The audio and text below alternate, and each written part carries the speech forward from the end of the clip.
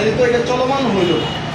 আপনার সাথে তো আমার এগ্রিমেন্টের চুক্তিতে কথা আছে এরকম লেখা যে আপনি যতদিন পর্যন্ত প্রিমিয়ামটা সচল রাখবেন, চলমান রাখবেন বিমাটা, ততদিন পর্যন্ত আমি আপনাকে এই সেবাটা দিই।